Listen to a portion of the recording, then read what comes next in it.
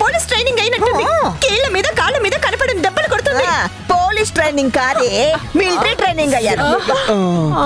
ఇప్పటిదాకా ఇలాంటి ఆయువు పట్ల మీద మీరెన్నిసార్లు నా బిడ్డను కొట్టలేదే, ఇప్పుడు దీనికే అబ్బా అయ్యా అంటున్నారు.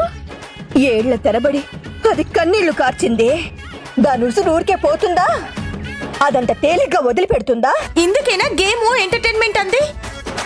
ఇంతకాలం శక్తి నా ఏడుపులు ఎంజాయ్ చేసింది కదా, నాకు ఒక్క ఛాన్సే కదా ఇచ్చింది. లైఫ్ లో దొరికిన ఒకే ఒక్క ఛాన్స్ ని నేను మాత్రం ఎంజాయ్ చేయొద్దా? ఆలోచించు శక్తి, నా కోరికలో న్యాయం లేదా?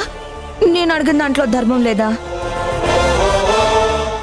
చిన్న సంతోషం, ఆ మాత్రం కోరుకునే హక్కు నాకు లేదా? ఆపు జనని, ఆపు. సంతు దొరికింది కదా అని సెటైర్లు వేస్తున్నావు కదా. సెటైర్లు జుట్టు దొరికింది కదా అని తారాజువలా మిడిసి పడుతున్నావు. రాకెట్ అయినా సరే ఓ గమ్యానికి చేరి ఆగుతుంది. అలాగే నీ ప్రతాపం కూడా ఎంతసేపు కొనసాగుతుందో చూద్దాం. చూడక నువ్వు చేసేదేముంది? నీ జుట్టు దాని చేతిలో ఉంది. 3 ఊపులు 6 పిడిగుద్దులు గుద్దకుండా వదులుతుందా? పిడిగుద్దులా? అవేమన్నా సరే నాకు అస్సలు పడవు. అబ్బో, మళ్ళీ వెళ్ళి స్తంభం పట్టుకుంటావా? వద్దు.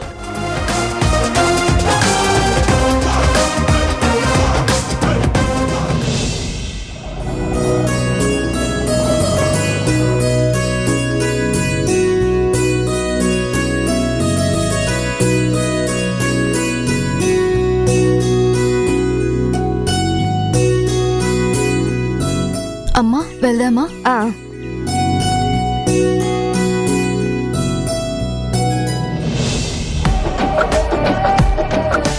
ఎలా అయినా సరే గుణ కంట పడకుండా దీన్ని ఆ డాక్టర్కి చూపించి ఇంటికి తీసుకెళ్లిపోవాలి. గుణాన్ని కలిసిన గుణ దీంతో మాట్లాడినా, అమ్మా నువ్వు నా కూతురువి అన్నా నా కొంప కొల్లేరవుతుంది. నా ఆశల మీద నేనే నిప్పులు పోసుకున్నదాన్ని అవుతాను. విషయం తెలిస్తే ఆ శక్తి కూడా నన్ను బ్రతకనివ్వదు. ఎలాగోలా ఆ గుణ కన్నుగప్పి దీన్ని మాత్రం ఒకసారి డాక్టర్తో చెకప్ చేయించి తీసుకెళ్ళాలి.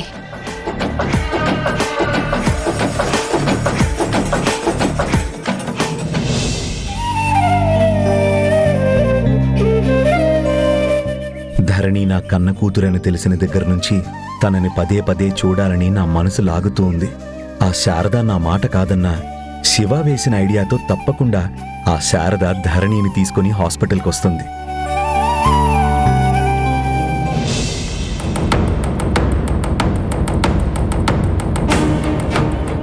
మేడం, మీరా? మీరు గుణ సార్ ఫ్యామిలీ ఫ్రెండ్స్ కదా? మొన్నే కదా సార్ చాలా ఇంట్రెస్టింగ్గా ట్రీట్ చేసి డిశ్చార్జ్ చేసి పంపించారు. ఇప్పుడు ఎలా ఉన్నారు? గుణ గారిని కలవడానికి వచ్చారా? మీరు ఇక్కడే వెయిట్ చేయండి, నేను సార్ని తీసుకొని వస్తాను. వద్దమ్మా, గుణా సార్ని మీరేం పిలవాల్సిన అవసరం లేదు. మేము గుణాగారిని కలవడానికి రాలేదు. దీన్ని ట్రీట్ చేసినప్పుడు ఇంకో డాక్టర్ ఉన్నారే, దీన్ని డిశ్చార్జ్ చేసి పంపించారు. ఆయన్ని పిలవండి, ఆయన్ని కలిస్తే చాలు. ఓ, డాక్టర్ ముకుందం గారా? ఓకే సరే, మీరు వెయిట్ చేయండి, నేను చెప్తాను.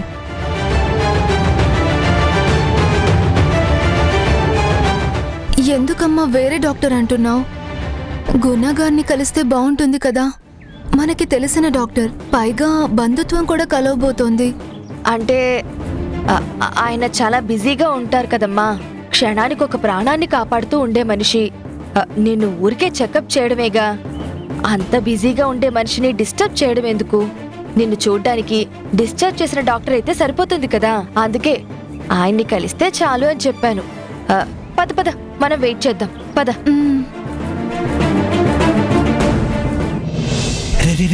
గుణ, ధరణి వచ్చిందిరా.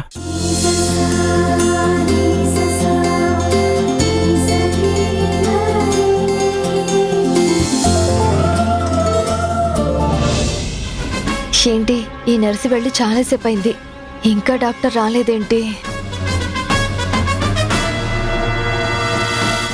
ధరణి,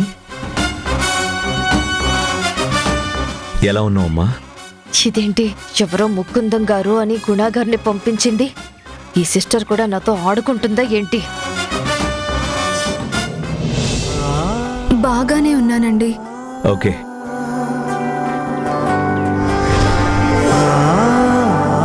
అయ్యో, మీరొచ్చారెందుకండి? మీరు చాలా బిజీగా ఉంటారు కదా.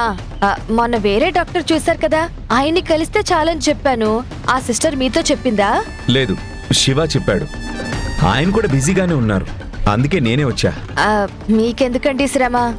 మీకు చూపించుకోవడానికి చాలా మంది ఎదురు చూస్తూ ఉంటారు కదా. పర్వాలేదండి, ఇప్పుడెవరూ ఓపీలో లేరు. ధరణిని మొదటి నుంచి ట్రీట్ చేసింది నేనే కదా, నేను చెక్ చేస్తేనే బాగుంటుంది.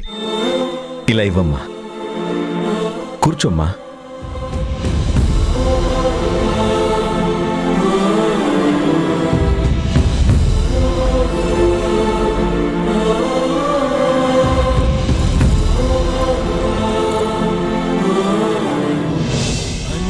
నువ్వేగా నా ప్రాణం, నువ్వేగా అన్నీ నువ్వేగా నా ప్రాణం, నువ్వేగా కళ్ళే నీవా కలలే నీవా అన్నీ నువ్వేగా నా ఎలా ఉంటుందమ్మా ఇప్పుడు? టెన్షన్ ఏం పడ్డం లేదు కదా?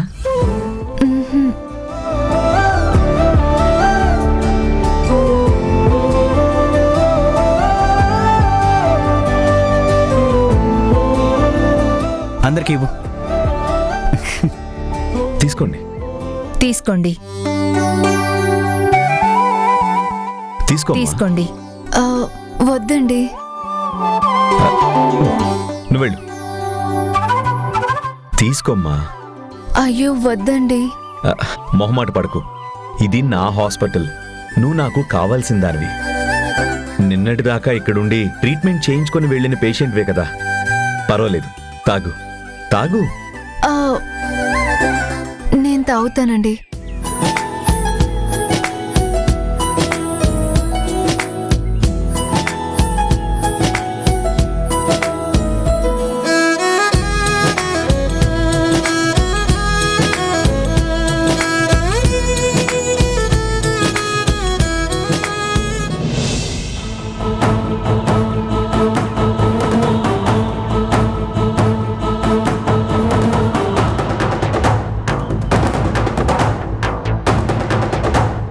చెక్ చేయడం అయిపోయిందండి?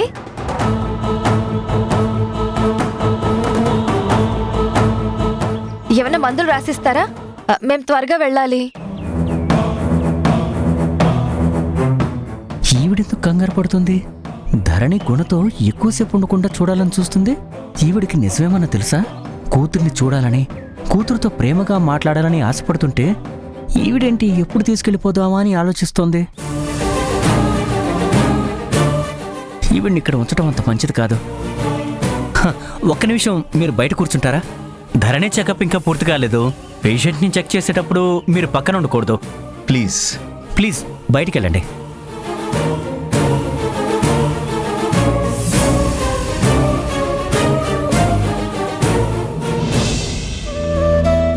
అమ్మ ధరణి, ఇప్పుడు బాగానే ఉంటుంది కదా? ఏదైనా నర్వ్స్ గుంజినట్టు గాని, పెయిన్గా గాని, హెడేక్ గాని, కళ్ళ వెంట నీళ్లు కారడం గాని అలాంటివేం లేవు కదా?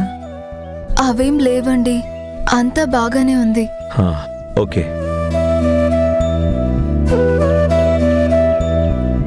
రే శివ, ఆ డ్రెస్సింగ్ ఓకే. సిస్టర్, ఏం కాదు, జస్ట్ సిస్టర్ కమ్ ఫాస్ట్ చేస్తారంతే.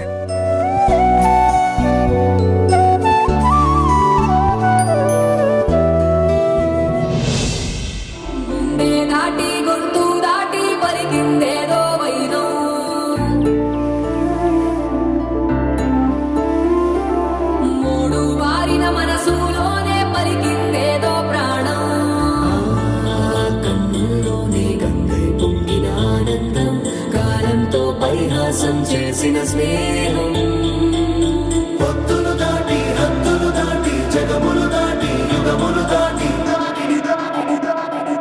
చెయ్యందించమంది ఒక పాశం రుణ పాశం వీధి విలాసం చెయ్యందించమంది ఒక పాశం రుణ పాశం వీధి విలాసం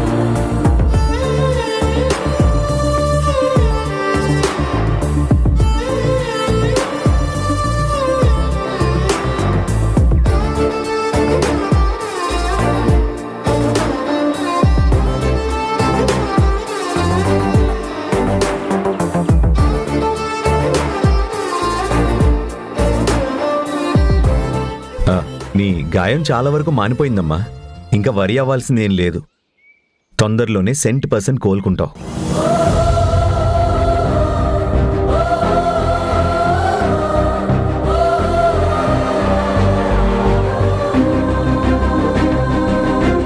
కొంతకాలం ఎక్కువగా చదవడం, మైండ్కి స్ట్రెయిన్ ఇవ్వడం మంచిది కాదు.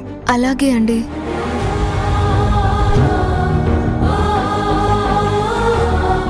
అమ్మా ధరణి, గెట్ వెల్ సూన్. అయ్యో, ఇప్పుడు ఇవన్నీ ఎందుకండి? ఎందుకేంటి, నువ్వు మా పేషెంట్గా మా హాస్పిటల్కి వచ్చావు.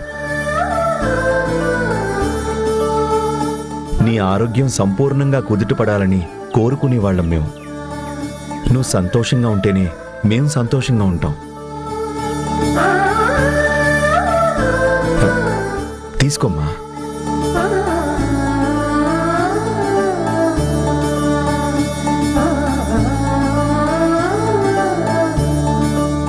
మా నాన్న కూడా మీలాగే నా మీద చాలా ఆపేక్ష చూపిస్తుంటారు.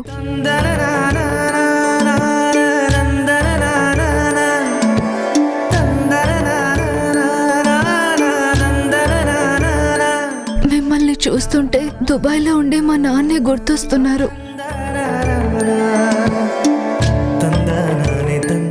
ఆయన కూడా పిల్లల మీద చాలా ప్రేమానురాగాలు చూపిస్తూ ఉంటారు. అందుకే ఆయన ఎప్పుడెప్పుడు వస్తారా అని ప్రతి క్షణం 1000 కళ్ళతో ఎదురు చూస్తున్నాను.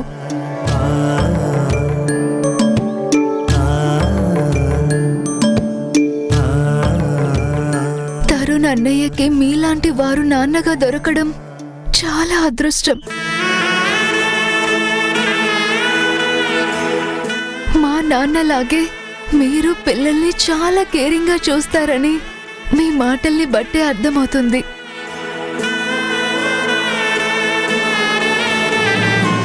నాన్నంటే నమ్మకం, నాన్నంటే ధైర్యం,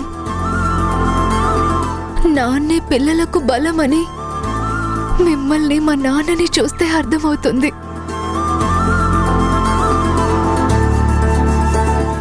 నాన్నన్న ప్రతి వారు మీలాగే ఉండాలి.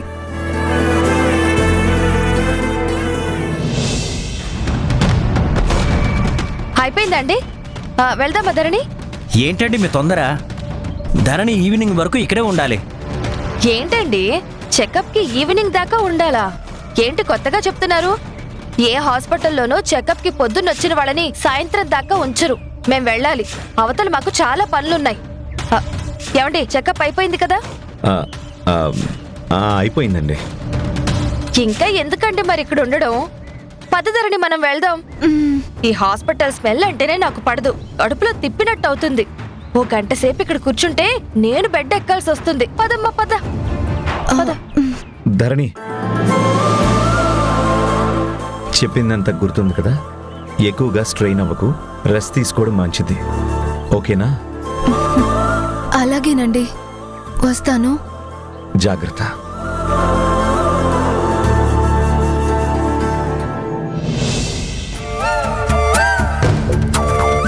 రే, తను వెళ్ళిపోతుందని ఫీల్ అవుకురా.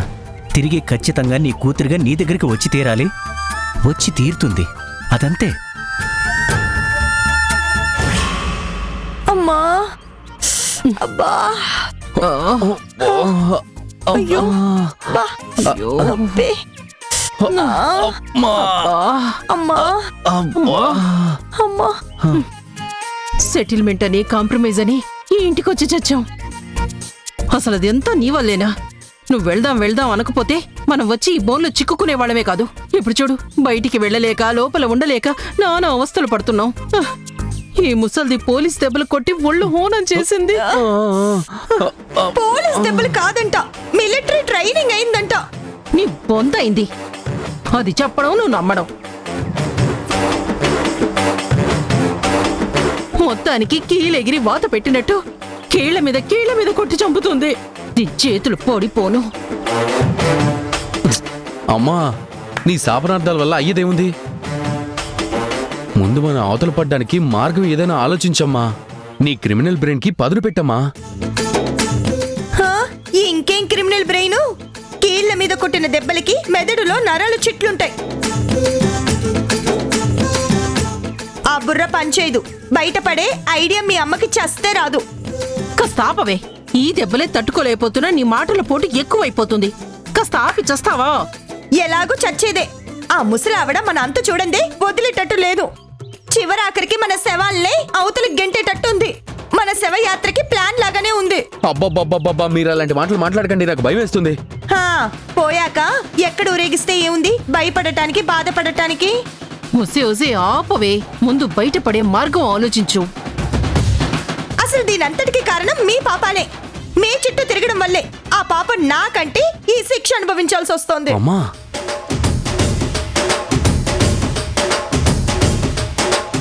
మీతో నేనెందుకు రావాలి చెప్పు? మీ దుర్మార్గాలకి ఆ దేవుడు ఎప్పుడో అప్పుడు శిక్ష విధిస్తాడని తెలిసినప్పుడైనా నేను కాస్త జాగ్రత్త పడి దూరంగా ఉంటే మంచిదయ్యేది. డిస్టెన్స్ మెయింటైన్ చేయకపోవడమే డిస్టర్బెన్స్ అన్నిటికీ కారణం. హ, తప్పదు. సావాసం చేసినప్పుడు పనిష్మెంట్లకు భయపడితే ఎలా? హ, అయినా మునిగి చచ్చాక బాధపడితే ఏం లాభం? మీరంటే అంతో ఇంతో తప్పు చేశారు, బాధ అనుభవిస్తారు. నాకేం కర్మ చెప్పు? నా బాధ ఎవరికి చెప్పుకోవాలో కూడా అర్థం కావట్లేదు. ఏంటి బేవర్స్ మీటింగ్లు పెట్టారు? మీటింగ్లు కబుర్లు ఆపి నెక్స్ట్ కార్యక్రమం ఏంటని అడగండి. జనని వివరంగా చెప్తుంది. ఏంటి, రిలాక్స్ అయ్యారా? నెక్స్ట్ గేమ్ కి రెడీయేనా? హ, అమ్మ జనని గారు, మీకు నమస్కారం. నాదో చిన్న రిక్వెస్ట్. తప్పో ఒప్పో తెలియక వీళ్ళ సావాసం చేశాను. ఇవాళ శిక్ష అనుభవిస్తున్నాను. ఈసారి ఈ రన్నింగ్ రేసులు, గోడెక్కి దూకే ప్రయత్నాలు, మీ అమ్మగారితో తన్నులు లేకుండా ఇలా ఆరాటపడే ఆయాస పడకుండా ఉండే చిన్న చేంజ్ ఓవర్ గేమ్ ప్లాన్ చేయండి. ఏ మ్యూజిక్ ఏ ఆటో పాటో మీకు ఎంటర్టైన్మెంట్ గా ఉంటుంది, మాకు కాస్త రిలాక్స్ గా ట్రబుల్ లేకుండా ఉంటుంది. ఈ కాళ్ళ నొప్పులు, ఈ చేతులు పిసుకోవడాలైనా తప్పుతుంది. ఓ వై నాట్? నువ్వంత రిక్వెస్ట్ చేస్తున్నప్పుడు నేను మాత్రం ఎందుకు కన్సిడర్ చేయకుండా ఉంటాను? తప్పకుండా ఈ గేమే స్టార్ట్ చేద్దాం. ఎదురు బొదురుగా మీరు ముగ్గురు, మేమిద్దరు. మీరొక పార్టీ, మాదొక పార్టీ. అంత్యాక్షరి ఆడుకుందామా? నేనైతే పాత సినిమా పాటలో చెప్తాను. అమ్మా, సినిమా పాటల అంత్యాక్షరి కాదు, మ్యూజిక్ అంత్యాక్షరి. మ్యూజిక్ అంత్యాక్షరి అంటే ఏంటి? ప్రతి ట్యూన్ ఎండింగ్ క్లైమాక్స్, అక్కడ డిసైడ్ అవుతుంది రిజల్ట్. నాకేం అర్థం కాలేదే. అదే అర్థమవుతుంది కానీ ముందు చైర్ తీసి పక్కకు పెట్టు.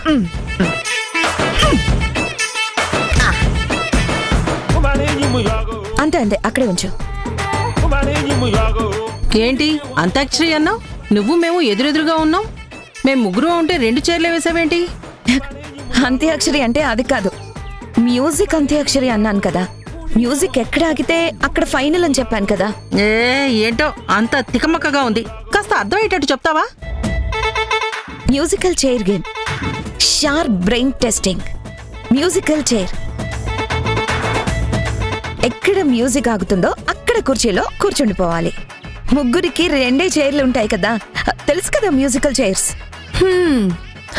అదా, అందులో అయితే నేను పర్ఫెక్ట్. ఓహో, రన్నింగ్ లో సౌమ్య ఎలా డిస్ట్రిక్ట్ ఛాంపియన్ అయిందో, నేను స్కూల్లో మ్యూజికల్ చైర్స్ లో అంతే ఛాంపియన్. ఓహో, అవునులే. అవతల వాళ్ళని కుర్చీలోంచి పడగొట్టి నువ్వు ఆ కుర్చీలో కూర్చోవడం నీకు బాగా తెలుసని నాకు తెలుసులే. పడదోయడంలో నువ్వు ఎక్స్పర్ట్వి కదా. ఇదిగో నువ్వు ప్రతిదానికి పుల్ల విరుపు మాటలు మాట్లాడి దెప్పి పడవడం ఆపుతావా? సర్లే గాని మా అమ్మ ఆపుతుందిలే గాని ఫస్ట్ మీరంతా రెడీ కదా? నేనైతే రెడీ. నేను కూడా రెడీ. శక్తి నువ్వేం మాట్లాడట్లేదేంటి? వాళ్ళిద్దరూ రెడీ అన్నాక నేను కూడా రెడీ అన్నట్టేగా. ఓకే, ఇప్పుడు గేమ్ తెలుసు కదా. ఇప్పుడు మ్యూజిక్ ప్లే అయినంతసేపు చైర్ చుట్టూ తిరగాలి. మ్యూజిక్ ఆగిపోయిన వెంటనే కూర్చుండిపోవాలి. ఆవిడ ఎక్స్పర్ట్ అని చెప్పింది కదా, నువ్వు స్టార్ట్ చేయి జనని. కాకపోతే నాదో చిన్న కండిషన్. కండిషనా ఏంటది? మళ్ళీ ఏదైనా లిటికేషన్ ఉందా? లిటిగేషన్ ఏం లేదు. గెలిచిన వాళ్ళు ఓడిపోయిన వాళ్ళని కర్రతో కొట్టాలి. ఓడిపోయిన వాళ్ళు గెలిచిన వాళ్ళని? అవును. ఈ కొట్టుకోడాలు తన్నుకోడాలు ఏంటి జనని? నీకు కొట్టించడాలు తన్నించడాలు తెలుసు కదా, దాని నొప్పి నీకు తెలిసి రావాలని. అయినా నువ్వు ఎక్స్పర్ట్వి. నువ్వు ఓడిపోవు, దెబ్బలు తినవు. ఓడిపోయినప్పుడు కదా ఆలోచించాల్సింది. అవసరమా అండి ఈ స్టిక్కులు పనిష్మెంట్లు? అవును, నీకు మందు అలవాటు ఉంది కదా. మందు తాగినప్పుడు స్నాక్స్ ఎందుకు నంచుకుంటారు? కిక్కు కోసమే కదా. అలాగే ఇక్కడ కూడా కిక్ ఉండాలి కదా. కిక్కు లేకుండా గేమ్ ఏం బాగుంటుంది ధీరజ్? నువ్వు అమాయకంగా అడుగుతుంటే నాకు జాలేస్తుంది. అర్థమైందిలే. శక్తి, మరి నీకు? నాకు అర్థమైంది.